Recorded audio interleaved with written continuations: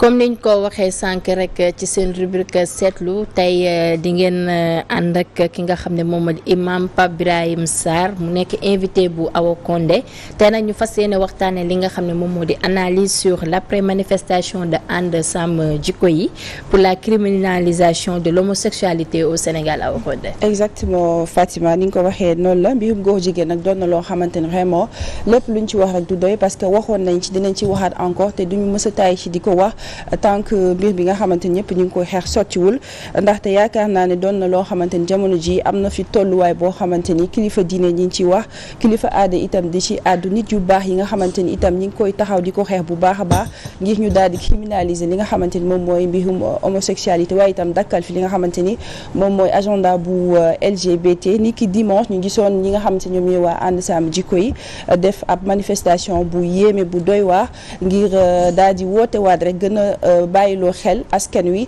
taxawaay bi nga xamante ni góor jigéen mi ngi koy am déjà ban bilan la ñu war a def ci li nga xamante ni moom mooy manifestation bu amoon ni ki dimanche bi ni Imam Sarr. alhamdulilah ala kulli haal wasalaatu wasalaamu ala al-mab'uusi rahmatan lil alamin nabina muhammadin wa ala alihi wa ashaabihi ajmain soxna Awa dañuy santaat yàlla bu baax a baax a baax xam naa ni il est un peu très tôt de parler de bilan mais bu ñu ko doon résumer en un mot bilan de super satisfaction bu amoon la ñuy wax ndax xam ngeen ni àdduna yëpp moo ñu wuy si am nañu sax ñu jóge ba Gambie ñëw wuy si ñu département yi la plupart ay nit jóge nañ fa ñëw fekk suñu boo xoolee li gën a am li ñu gën a amee satisfaction mooy ndaw ñi moo ñu wuy si kenn joxu leen paas ndaw ñi moo ñu wuy si kenn joxu leen sax 16 bu ñu toog de 8 heures déjà la place était envahie foofu lañ nekk ba après 14 heures loolu lu jara bàyyi xel la pour ñi nga xam ne am nañ taxaw seetlu malgré que enjeu yi bari woon na làmb jaa ngi woon à côté ak yeneen mais dañ ko wan ginnaaw ñëw pour exprimer seen voix seen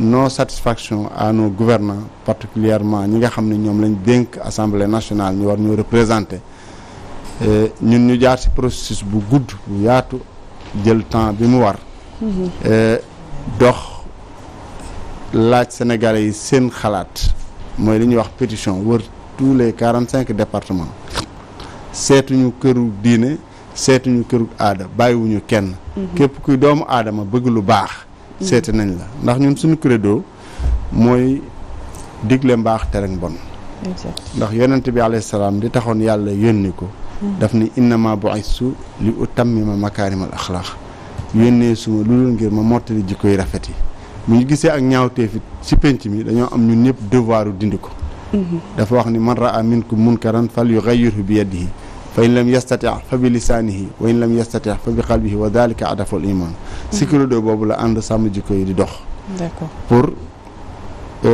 apporter sa contribution pour changer la donne coono yi Sénégal di dund ñëpp teg nañ seen bët et pourtant toujours ñu ngi wax ay milliards taxaw seetlu bi nit ñi war a def mooy lu tax am ñoo xam ni dañoo giijal ay milliards ba di ko tasaare ñeneen ñi nekk dans la pire pauvreté ñun ay banlieusards lañ xam ne li ñuy wax bu ñu añee duñu reer loolu war nañoo taxaw seetlu c'est très simple yàlla bi mu ñuy indi fii ci kaw suuf à travers notre grand-père muy maam Adama alayhi salaam da ko jox benn feuille de route ni ko doxal ci kaw suuf boo bëggee dund àjjana bi nga doon dund fii ngay teg sa tànk mooy ci ak njub fii ngay teg sa tànk mooy ci ak mbaax mu ne également bu fekkee nag dangeen ko wan ginnaaw da ngeen di dund gu jafañ moo tax il est clair que bu Sénégal neexoon tey ñëpp nekk ci bien vrai que jàmm ngi fi c'est un pays de paix waaye yaa ngi dégg enseignants yi ñu ngay jooy annonce bi léegi wane na ko yaa ngi dégg waa santé ñu ngay jooy ñeneen ak ñeneen ñu ngi jooy transport bi ñu ngi jooy loolu yëpp ay difficultés la yoo xam ne dafa daje ci suñu kaw laaj bi ñu war a laaj suñu bopp avant ñu agsi ci quoi que ce soit mooy lu waral lii li waral lii mooy yàlla dafa waxoon ni fa imma yatiyannakum minni hudan fa man ittabi'a hudaaya fala yadillu wala yashqa wa man a'rada an dhikri fa inna lahu ma'ishatan danka si je vous apporte la guidée, celui qui l'a su ne sera ni égaré ni perdant. Tout à fait. Mais celui qui tourne le dos à ce rappel vivra une vie pleine de gêne, pleine de difficultés. Voilà ce qui fait que, pour parler de bilan, nous sommes très satisfaits. D'accord. Est-ce que imam tey ji manifestation mën nañ cee jàpp ni am na satisfaction bu dee ki nga xamante ni moom moo leen wax a njëkk a soutenir muy le président de la République Macky Sall gisuñu ko benn yoon mu taxaw ci mbir mi ni mel. waaw ça se comprend ndax dafa engagé wu. ci lan. xam nga am réew une république ay loi ak ay règlement ñoo koy doxal. maintenant ñooñu dañuy def li ñuy wax dañuy def signature de traité avec d'autres entités moo xam Nations Unies la moo xam donc avec d'autres entités loi yooyu ñuy signé ñoom ak traité yooyu ñuy signé convention yooyu ñuy signé on les appelle des lois supranationales loi yooyu bu ñëwee dañuy tiim suñuy loi ñun ba dafay am obligation appliquer ko dégg nga Joe Biden ba mu yéegee li mu njëkk a wax mooy ku appliquer wu loi yooyu dana la duma. Exactement. Te mi ngi ci logique boobu moom ak ñi koy ses partenaires. Voilà donc ñun en tant que ay sénégalais des citoyens ñu tuddee collectif ànd sàmm jikko yi bu fekkoon ni le président Macky Sall. xamoon na le rôle bi ñuy jouer. même bu koy def de façon discrète moom moo ñuy subventionné. ndax ñun moom lañ fi nekkal bu fekkee Nations Unies. boo déggee ki fi toogal ak yelleefu doomu aadama pour ne pas le citer. nee na ñun li ñuy def déjà article 319 réglé na ko patati patata démb man maa nekkoon l'invité sur RFI bi ma defee sama déclaration ba pare. tënk ko ci ñaari baat. mooy en France tey boo fa demoon tey wala boo ma fa demoon wala lay mataa dem fa ànd fa ak ñaari soxnaam du ñu reconnaître benn bi. parce que ñoom acceptent la polygamie. loolu mooy seeni baax. D'accord. ñun. noonu ñoom ñu amee droit ne pas accepter la polygamie la ñu amee droit et devoir de ne pas accepter. l'homosexualité et tout ce qui le soutient. mais est-ce que ñoom jàpp ñi ni que ni ngeen koy xeexee boo nekkul li gën parce que tey déggoon nañ fi ki nga xamante ni mooy Ahmed Khalifa Niass génn ni que yéen ñi nga xamante ne waa ànd sàmm jikko yi da ngeen di contribuer ci li nga xamante ni moom mooy promotion bu LGBT ak li nga xamante ni mooy mbirum góor jigéen loolu lan nga ci wax. waaw kooku dañ koy ñaanal yàlla delloosi ko. ndax sunu mag la sunu kilifa la doomu nit ku baax la. mais alxuraan kenn du ko foowee. taxaw na fii wax fi yoo xam ne vraiment xaaruñu ko woon si moom dama leen di wax rek nee na alxuraan citewul wax na fi yu bari mais yàlla tolluwaayam lu mu répété ñor na ko. mbirum góor jigéen yàlla tudd na ko ci fukki saar ak juróom benn. dëgg la. bu dee aayaat yi muy les versets. boo demee ci alxuraan di nga fekk 88 versets yoo xam ne loolu rek lay traité. bu dee tur ndu ko yàlla tuddee. mën naa leen ci citer quelques-uns rek yoo xam ne da koo répété. lu demee ni musrifuun mooy ñi ëppal. les outranciers. zalimin mooy les injustes dina leen ko te répété ko. aadin mooy les transgresseurs. tudde na ko tajhalun mooy les ignorants. xam nga yoon saasan dafa wax naan al jahlu ashaddu min al kufr. maanaam réer moo gën a garaaw sax weddi yàlla. l'ignorance est pire que la mécréance. yàlla traité na leen d'ignorant. tudd na leen al mufsidin mooy yàqkat yi les corrupteurs. wala tafsil fasada fil ard. yàlla nee na woon sa surtout xasas. ne repentez pas la corruption sur terre. ñoom ay corrupteurs lañu. yàlla tudd na leen des criminels. mooy ay musulman loolu yàlla wax tudd na ko ñetti yoon. yàlla tudd na leen ay pervers. al fasiqin al fasiqun donc qualificatif yu doy waar yooyu yëpp yàlla tudde ko aw nit benn bu si nekk rek jaroon na ñu def campagne bu ëpp bi ñuy def. te jamono yeneen ci yàlla lu gisoon nañu suuf bi nga xamante ni yàlla dëppoon na ko ci kaw site bi nga xamante ni. site waaw loolu mooy punition boo xam ni. du am na te mën naa am dina amaat. mooy yàlla renversé. yàlla ci yàlla musal. non bu ñu arrêté wul. parce que ñooñu ay nit a ko doon def. mooy ñoo xam dañoo ëppal outrancier. mooy topp seen bànneex di jaamu seen bànneex. parce que li am mooy. ak ngóor jigéen. ak lépp lu ci làmboo. jigéen institut mooy li ñuy wax pratique LGBT. qui est devenue une règle dans le monde. imposée à tous les peuples. ku leen soutenirul tu es un criminel. ku leen soutenirul tu es un terroriste. baat boobu ma tudd léegi dina ma indil ñuy wax légitimité sunu loi. À titre d'exemple, je le dis et je défie quiconque, tous les Sénégalais qui nous écoutent. Est-ce que mas ngeen fi gis ku ñu jàmpaaka ñu ne un terroriste moo ko def? Vous journalistes, je vous pose la question. Est-ce que yéen li ñu di wax terroriste gis ngeen fi on n'a pas criminalisé le terrorisme au Sénégal. Et pourtant il y a jamais eu quelqu'un qui a été violenté ñu ne ki ko def c'est un terroriste amul ci Sénégal. kooku benn la. ce que nous li ñuy laaj ñun waa ànd sàmm jikko yi dafa simple xam ngeen ni le vol est un délit. a été toujours un délit. mais bi ay nit jógee ñu tolluwul ni ñu toll ñun parce que ñun ñooy le Sénégal dinaa si dellu soir demander ñu criminaliser le vol de bétail dafa yomb. vol de bétail. vol de bétail dafa yomb. bi aw nit jógee yu tolluwul ni ñu toll. demander pour ñu yokk daan yi ñu teg ci viol. dafa yomb dañ leen ko accepter. ñun li ñuy laaj dafa simple criminalisation bi nit ñi ñu ko imposer mais ñun au départ on n'avait pas parlé de criminalisation. mais tamit est-ce que criminalisation ëppul tamit ci mbir mi parce que tey jii boo xoolee ñoom ils ont un code pénal boo xam ne dafa rigide li nga xam ne moom ngeen di xeex mais yéen par contre tey jii nii est-ce que bu ñu jëloon carrément li ngeen di xeex muy seen mouvement ànd sàmm jikko li ngeen criminaliser ko est-ce que tamit du indi benn instant li ñuy wax stabilité voilà stabilité parce que l'apparence est souvent trompeuse tey jii nit mën na am benn melin bi benn doxin bi fekk bokkul foofu. merci beaucoup. ñun waa collectif ànd sàmm jikko yi góor jigéen bi ñu jàpp karak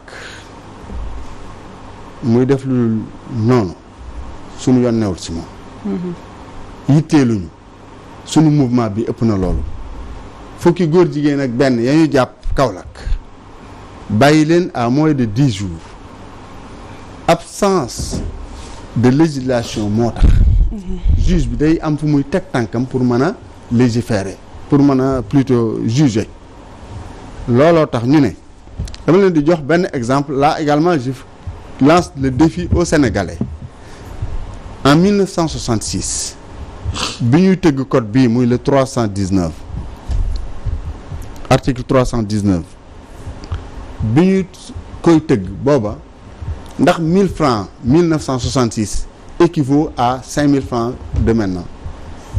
maanaam ndax li nga mënoon am boo yoree 1000 francs en 1966 tey boo yoree 5000 ndax mën nga ko am. rien que pour ça sur le plan pécuniaire rek war nañoo yokk daan yi nga xam ne moom lañ teg si. d'accord donc loolu rek dafay rendre caduc le 300 l'article 319. ñaareel bi mooy bi ñuy def article 319 en 1966. boobu góor jigéen dañ ko boole woon ci maladie yi. dañ ko boole woon ci feebar yi. mais dañoo doxal ba 1990 précisément le 17 mai 1990 ñu génne góor jigéen ci feebar yi. d'accord bu ñu génnee góor jigéen ci feebar yi yamuñu ci. dafa am ñoo xam ni da leen a arrangé nit ñi bañ a tey judd. ñi créé la planification familiale ñaata milliards la ñu dépensé ci planning familial. c'est vrai. est-ce que mas nañ fay maye benn aspirine mais pilule dañ la koy maye est-ce que mën nañ fay maye benn médicament boo xam ne c'est un médicament essentiel mais préservatif en plastique dañ la koy may et cetera mu nekk ay milliards yu ñu ci def mais terewul l'objectif c'était de réduire la natalité nit ñi juddi moo bari woon loolu moo ne woon seen objectif mais malheureusement pour eux ñun dafa am ay gëm-gëm yu ñu gëm. ba léegi nii donc loolu jàllul ci tënk rek. bi ñu demee ba 90 ñu génne leen ci li ñuy wax déclassification des maladies léegi jàppatuñ leen comme ay dof wala ñu feebar ñu ne nag comme léegi ñun ak ñëpp a yem dañu war a am ay àq ak yelleef.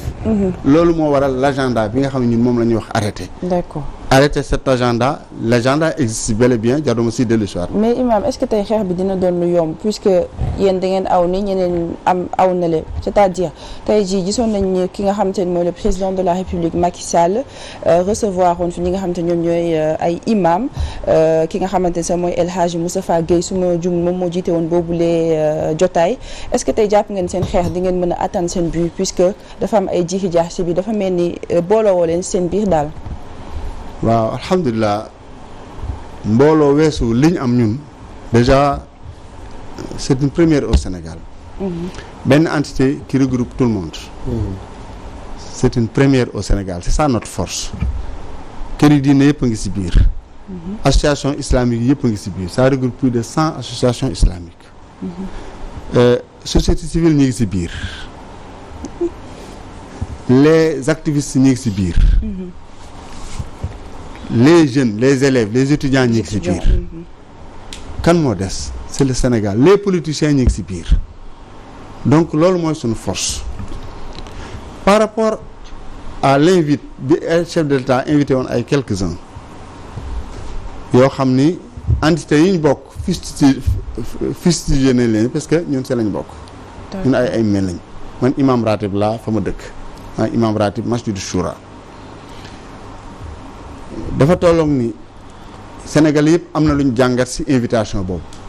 laaj bi mooy ñoom imam Pape Sarr ñoom imam Makhtar Sarr. ñoom professeur Ababacar Mboub ñoom ñoo nekk ànd sàmm jikko yi.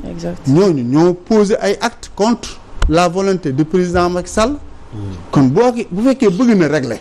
lii logique mooy ñooñu la waroon woo. exactement. mais tey jii donc la réponse est renvoyée au public. imam nga baal ma sànq sa biir wax yaa ngi naan ñëpp ñoo booloo ànd ak yéen manko ak yéen te tey jii nii fii ni Sénégal comme am na ay jigéen yu mel ni man ñun duñu muuru te ma gis ne fii nii la pratiquement ñëpp ñi nga xam ne ñëw nañ ci ndaje bi soxna yëpp dañoo muur seeni karaw dañoo muur seeni bopp léegi tey jii ñun ñi nga xam ne bokk nañ ci benn partie population sénégalaise bi nga xam ne duñu muuru te ñun ànd sàmm jikko yi certes même bu fekkee li nga xam ne moom la diine wax yëpp motluñ ko mais mbirum góor jigéen neexuñu est-ce que ñun am nañ ci place. ànd sàmm jikko yi tëjaluñ ko ku gëm yàlla. bois sacré si lañ bokk. dëgg la. donc ay valeur moo ñu jiital.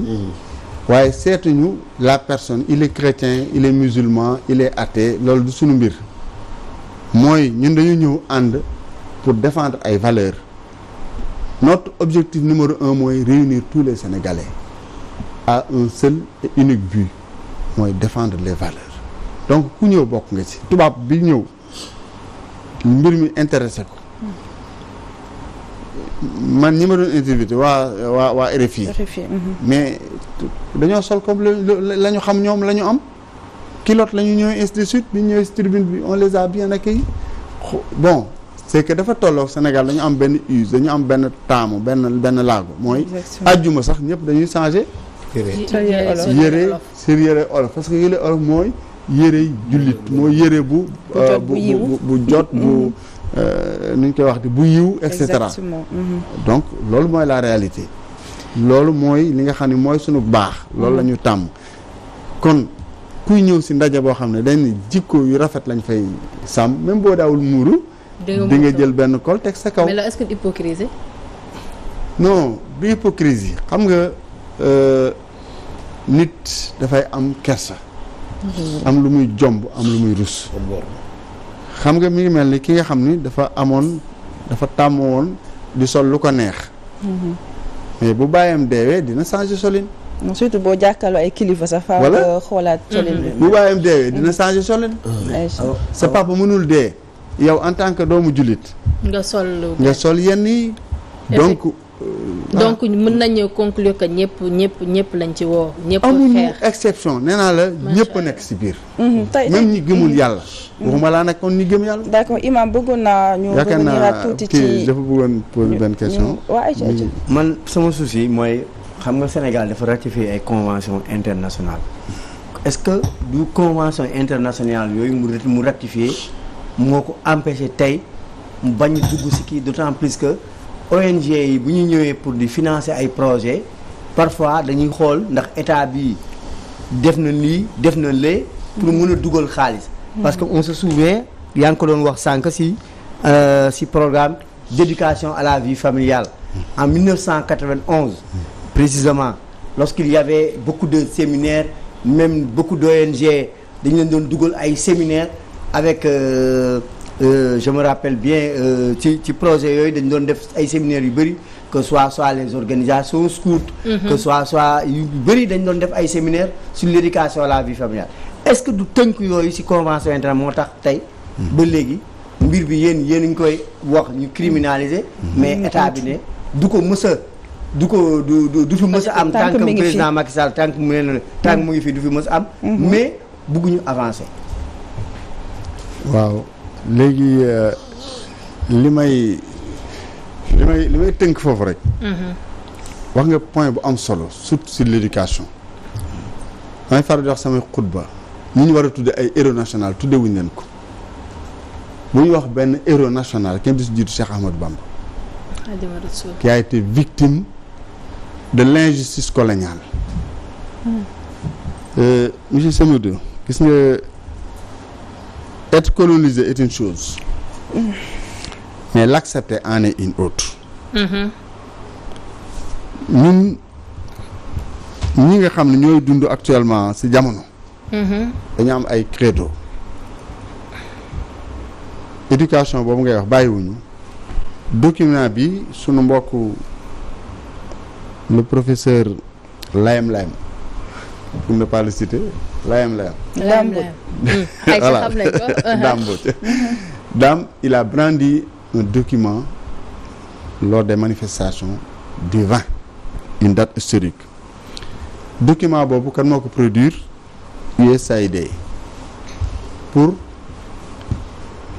l'insérer dans notre système éducatif lan le document bi tudd guide pour le renforcement de l'inclusion et de l'égalité des genres dans le matériel didactique et pédagogique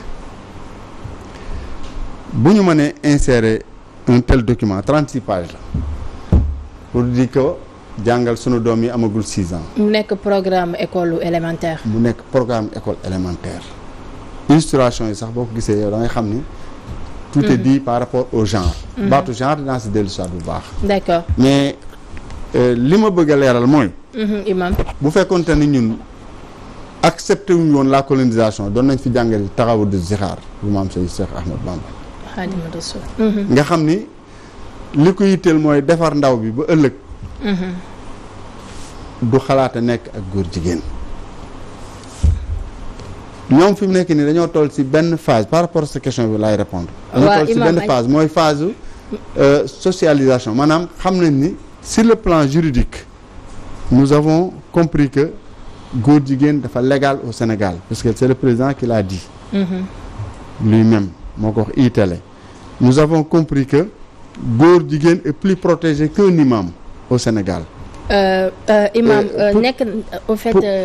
nekk na loo xam ne am na solo torop bëgguma la woon dagg mais dafa fekk ni li duuf ci nag li lépp dafa xajul bëggoon naa rek bala ñoo daaneel bokk na si li nga xam ne mooy feeñal agenda bi mooy l'existence d'un ministère du genre ministère de la femme de la famille du genre et de la protection des enfants bokk na si le fait que dans vos différentes cartes nationales d'identité daf daan am le nom de vos pères et mère le temps que ñu dindi ko lu tax ñu dindi ko dañoo bëgg suñu doom yi di ñëw accepter loolu ba bu ñu leen tegalee parents de premier ou de deuxième degré ñu comprendre ni lii mooy li normal normalisation boobu fi mu nekk phase boobu lañ toll au Sénégal ñun nag on leur dit c'est dommage que. temps bi mayuñu ko dafa fekk li duuf ci nag bi rek xëju ci cin comme ni ko waxee mu nekk loo xam ne am na solo trop sûrement suite la ñuy def parce que nekk da loo xam ne yitteel na bu baax a baax li nga xam ne moom moo di askan bi Imam ñoo ngi lay gërëm di la sant ci teewaay bi ci plateau bi ñu bàyyi la nga tàggatoo mbokk téléspectateur alhamdulilah ala kulli xaalin kon ñu doy loolu ñu jot a dégg di am yaakaar ni dinañ fi dellu soir pour ñun tàmbalee guñ sax waxtaan bi c'est dommage que dafa naa ni waxtu ñu xoj mais daal nañ jàpp ni na Sénégal yëpp xam ni waa groupe waa collectif ànd sàmm jikko yi ñu ngi siy woo ñëpp d'abord ay doomu aadama lañu yoo xam ni seen poste diisul ñoom ak mën a yam ay retraité lañu ñenn ñi ay quelques xale yu ànd ak ñun ay étudiants ainsi de suite ñooy débrouiller pour nekk benn pare-feu benn défenseur de notre état bu comprendre ni ñun rek ñoo ko mën a libérer par rapport à l'Occident dinañ jàppale parce que face à cette situation peuple bi rek ñoo mën a jóg pour protéger li nga xam ne pour protéger les intérêts de nos enfants et de nos petits-fils d'accord ni ñu koy mën a defee nag mooy ñu fexe ba lépp loo xam ni bokkul ci soow mi ñu dindi ko parce que lu ñu ci soow mi bokk ci Imam am na solo trop macha allah di leen gërëm di leen sant di gërëm sénégalais yi di nuyu sama benn amical boo xam ni ñoo ànd di liggéey ci mbaax muy amical 81 3 mooy ñi ma duggandoor armée en 81 et di nuyu au passage ma famille mes épouses mes enfants mais di nuyuwaat sénégalais yëpp asalaamaaleykum wa rahmatulah wa barakaatu